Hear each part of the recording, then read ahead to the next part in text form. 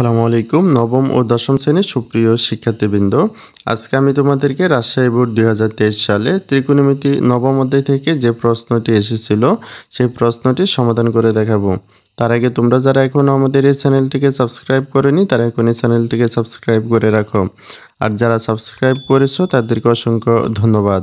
আমাদের রাজশাহী বোর্ড ২০২৩ সালে ত্রিকোণমিতি নবম অধ্যায় থেকে যে প্রশ্নটি এসেছিল এই প্রশ্নটির উদ্দীপকে আমাদের বলা হয়েছে tan θ plus sec θ by tan θ minus sec θ সমান x plus y by x minus y। তারপরে বলা হয়েছে এবং cos alpha minus sin alpha সমান √2 sin আলফা। আর এখানে আমাদের ক নং যে প্রশ্নটি রয়েছে এখানে আমাদের বলা হয়েছে tan এর সমান 3/4 হলে sin এর মান নির্ণয় করো। তো এখানে আমাদের ক নং প্রশ্নটির সমাধান করতে হলে অর্থাৎ সাইনের মান নির্ণয় করতে হলে আমাদের প্রথমে এখানে যে ত্রিকোণমিতিক অনুপাতটি দেওয়া রয়েছে আমাদের প্রথমে এই ত্রিকোণমিতিক অনুপাতের সাপেক্ষে একটি সমকোণী ত্রিভুজ অঙ্কন করে নিতে হবে। তো এখানে আমাদের ক নং প্রশ্নটির সমাধানের জন্য আমরা প্রথমে একটি সমকোণী ত্রিভুজ অঙ্কন করে নিব।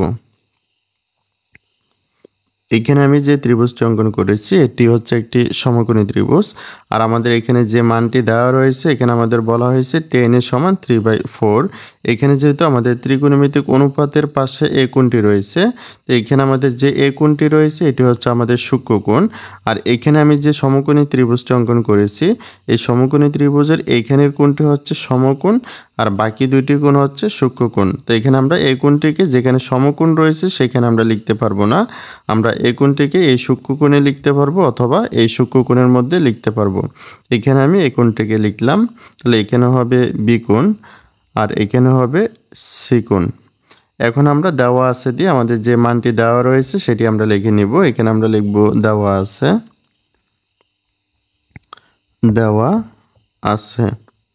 এখানে আমাদের দেওয়া আছে কি tan এর সমান 3/4 এটি আমাদের দেওয়া আছে। তারপরে এখানে আমরা লিখতে পারি বা tan এ সমান আমরা জানি tan θ সমান কি লম্ব বাই ভূমি, অর্থাৎ উপরে হবে লম্ব আর নিচে হবে ভূমি। আর এখানে যেহেতু আমাদের tan এর পাশে এ রয়েছে তো এখানে আমাদের এ কোণের সাপেক্ষে হিসাব করতে হবে। আমাদের এ কোণের সাপেক্ষে লম্ব হচ্ছে BC বাহু, কারণ আমাদের BC বাহুটি এ কোণের বিপরীত পাশে রয়েছে। তো এখানে আমরা লিখব BC আর নিচে আমরা লিখব ভূমি, আর এ কোণের সাপেক্ষে ভূমি হচ্ছে AB, কারণ আমাদের AB বাহুটি এ কোণের পাশে রয়েছে। তারপরে আমরা লিখব সমান, আমাদের tan এর মান ছিল কত 3/4, আমরা লিখব সমান 3/4, অর্থাৎ আমাদের BC বাহুর মান হচ্ছে 3, আমরা BC বাহু বরাবর 3 লিখে দেব। আর আমাদের AB বাহুর মান হচ্ছে 4, তাহলে আমাদের AC বাহুর মানটি আমাদের নির্ণয় করতে হবে। তো এখানে আমরা লিখব এখানে BC সমান 3, AB সমান 4 আর AC সমান 1, অর্থাৎ আমরা AC বাহুর মানটি নির্ণয় করব। এখন এখানে আমরা লক্ষ্য করি আমাদের এখানে যে সমকোণী ত্রিভুজটি রয়েছে আমাদের এই সমকোণী ত্রিভুজের যে কোনো দুইটি বাহুর মান দেওয়া থাকলে তৃতীয় যে বাহুটি থাকবে সেই বাহুটির মান পিথাগোরাসের উপপাদ্যের সাহায্যে নির্ণয় করা যায়। তো এখানে আমরা পিথাগোরাসের উপপাদ্যের সাহায্যে আমরা AC বাহুর মানটি নির্ণয় করব। তো এখানে আমরা লিখব পিথাগোরাসের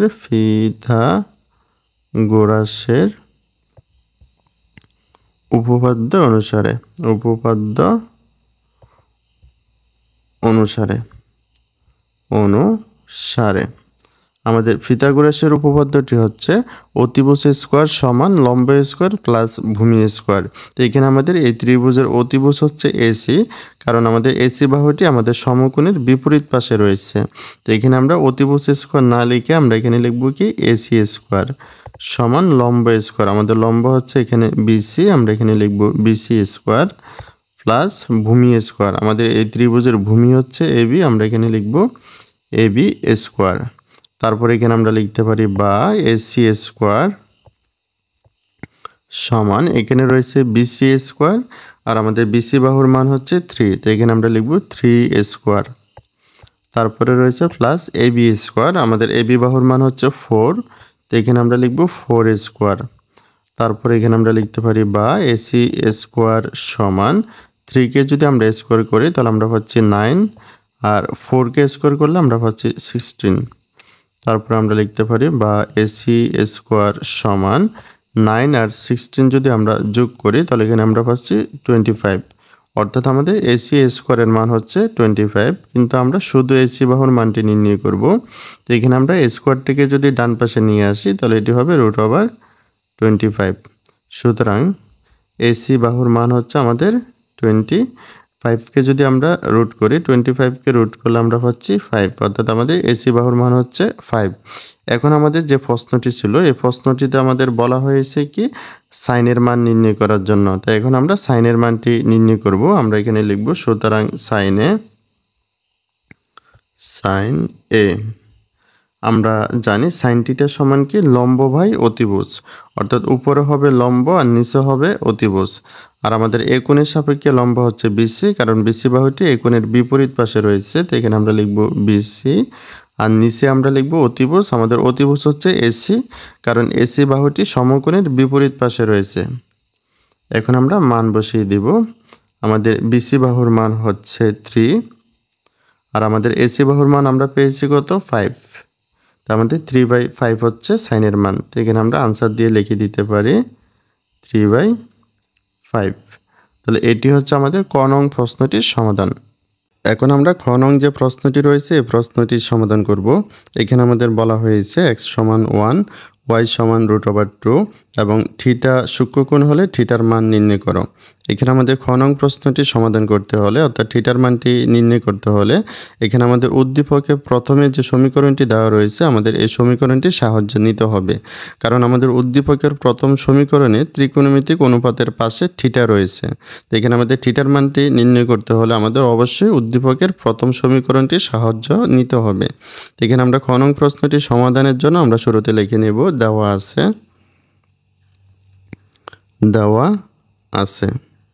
এখানে আমাদের দেওয়া আছে কি x সমান 1, y সমান √2। এখানে আমরা লিখব দেওয়া আছে x সমান 1, y সমান √2। আর আমাদের উদ্দীপকে যে মানটি দেওয়া রয়েছে সেটিও আমরা লিখব। এখানে আমরা লিখব এবং আমাদের উদ্দীপকে রয়েছে কি tan theta plus sec theta by tan theta minus sec theta. তারপর আমাদের ডান পাশে রয়েছে কি x plus y by x minus y। তারপরের লাইনে এখানে আমরা x এবং y এর মান বসিয়ে দিতে পারি। তাই আমরা এখানে লিখতে পারি বা এখানে আমাদের প্রথমে রয়েছে কি tan theta plus sec theta by tan theta minus sec theta সমান এখানে আমাদের রয়েছে x প্লাস y। আমরা x এর পরিবর্তে x এর মান বসাবো। আমাদের x এর মান হচ্ছে 1, তো এখানে আমরা x এর পরিবর্তে লিখব 1। তারপরে রয়েছে প্লাস y, আমরা y এর পরিবর্তে y এর মান বসাবো।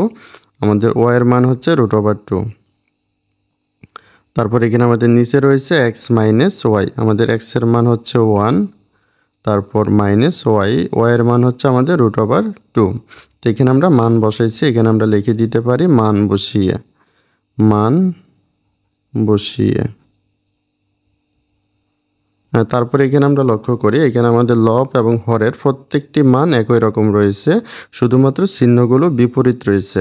যদি আমাদের লব এবং হরের প্রত্যেকটি মান একই রকম হয়, শুধুমাত্র চিহ্নগুলো বিপরীত হয়, তখন আমাদের থিটার মানটি নির্ণয় করতে হলে আমাদের অবশ্যই যোজন বিয়োজন করতে হবে। তো এখানে আমরা যোজন বিয়োজন করব। তাই আমরা এর পরের লাইনটিকে এভাবে লিখতে পারি। আমাদের যোজন বলতে আমাদের লবের মধ্যে যে মানটি রয়েছে এই মানের সাথে হরের মানটি যোগ করতে হবে। আর বিয়োজন বলতে আমাদের লবের মধ্যে যে মানটি রয়েছে এই মান থেকে হরের মানটি বিয়োগ করতে হবে। তো আমরা প্রথমে যোজন করব। যোজন করার ক্ষেত্রে আমাদের লবের মানটিকে আগে লিখব, অর্থাৎ আমরা উপরে যে মানটি রয়েছে সেটিকে আগে লিখব। এখানে আমরা লিখব কি tan theta plus sec theta. এখন যেহেতু আমরা যোজন করব তো এখানে আমরা যোগ চিহ্ন দিয়ে আমাদের হরের মানটি লিখতে হবে। আমাদের হরের মধ্যে রয়েছে কি tan theta minus sec theta, এটি আমরা যোজন করলাম। এখন আমরা বিয়োজন করব। বিয়োজন করার ক্ষেত্রে আমাদের লবের মধ্যে যে মানটি রয়েছে সেটিকে আগে লিখতে হবে। এখানে আমরা প্রথমে লিখব কি tan theta plus sec theta. তারপরে আমরা যেহেতু বিয়োজন করব তো এখানে আমরা মাইনাস চিহ্ন দেব। তারপরে আমরা হরের মানটি লিখব। হরের মধ্যে আমাদের রয়েছে প্রথমে টেন থিটা, লিখলাম টেন থিটা। তারপরে এখানে আমাদের রয়েছে মাইনাস, কিন্তু এখানে আমরা মাইনাস লিখব না, আমাদের এই মাইনাসের সাথে আমাদের বিয়োজনের যে মাইনাস রয়েছে এই মাইনাস আমরা গুণ করব। মাইনাসে মাইনাসে হয় কি প্লাস, এখানে আমরা লিখব প্লাস। তারপরে আমরা লিখব সেক থিটা। আমরা একইভাবে আমাদের ডান পাশেও আমরা যোজন বিয়োজন করব। তো যোজন বিয়োজন করার ক্ষেত্রে আমাদের প্রথমে কি লবের মানটিকে আগে লিখতে হবে। এখানে আমরা প্রথমে লিখব 1 প্লাস √/2। তারপরে এখানে যেহেতু আমরা যোজন করব তো এখানে আমরা প্রথমে প্লাস চিহ্ন দিব। তারপরে আমরা হরের মানটি লিখব। আমাদের হরের মধ্যে রয়েছে কি 1 মাইনাস √/2। এটি আমরা যোজন করলাম। এখন আমরা বিয়োজন করব। বিয়োজন করার ক্ষেত্রে আমাদের লবের মানটিকে আগে লিখতে হবে, অর্থাৎ আমরা এখানে লিখব 1 প্লাস √/2। তারপরে এখানে যেহেতু আমরা বিয়োজন করব তো এখানে আমরা মাইনাস চিহ্ন দিলাম।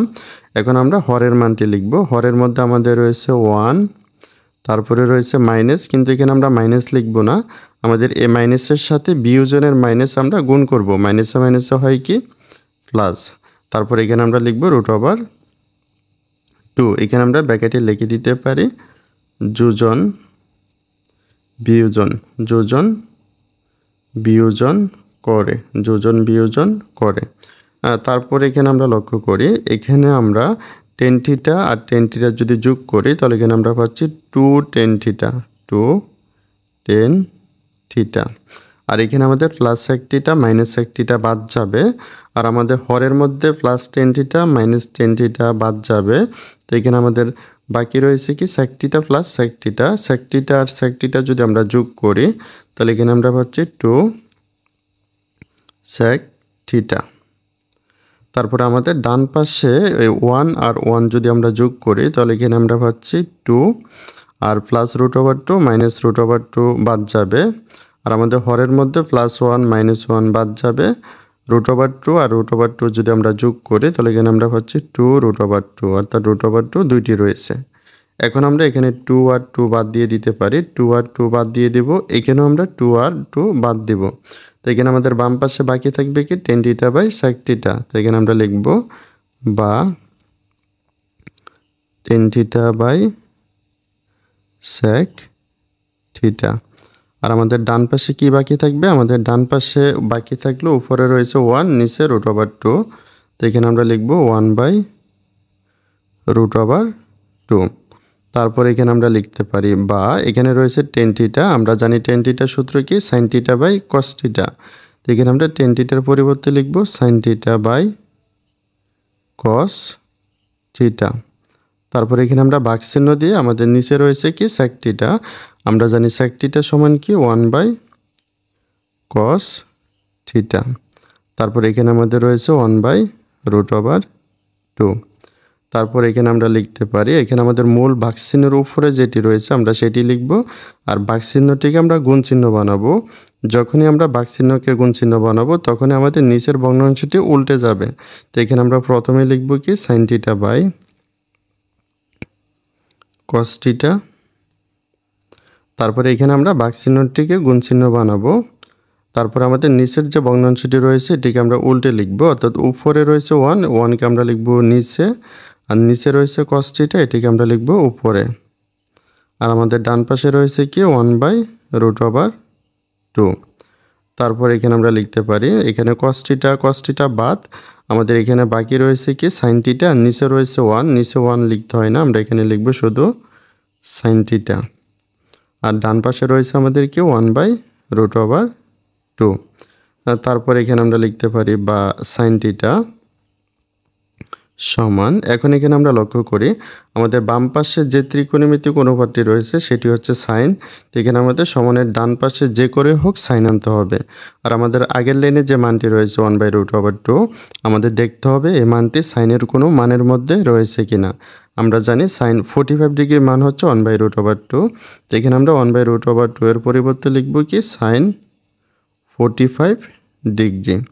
এখন যদি আমরা উভয় পাশে সাইন বাদ দিয়ে দেই তাহলে এখানে আমাদের থিটার মান আসতেছে কত 45 ডিগ্রি। তাহলে এটি হচ্ছে আমাদের খ নং যে প্রশ্নটি সেটির সমাধান 45 ডিগ্রি। এখন আমরা গ নং যে প্রশ্নটি রয়েছে এই প্রশ্নটির সমাধান করব। এখানে আমাদের বলা হয়েছে উদ্দীপক ব্যবহার করে প্রমাণ করো যে cos alpha minus sine alpha by cos alpha plus sine alpha সমান টেন আলফা।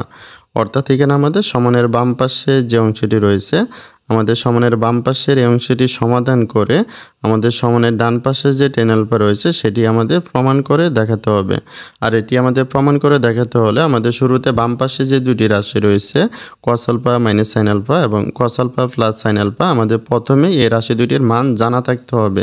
আর এই দুইটি রাশির মধ্যে আমাদের একটি রাশি হচ্ছে cos alpha minus sine alpha, যার মান আমাদের উদ্দীপকে দেওয়া রয়েছে কি √2 সাইন আলফা। তো এখানে আমরা গ নং প্রশ্নটির সমাধানের জন্য আমরা শুরুতে এই মানটি লিখে নেব। তো এখানে আমরা গ নং প্রশ্নটির সমাধানের জন্য আমরা শুরুতে লিখে নেব দেওয়া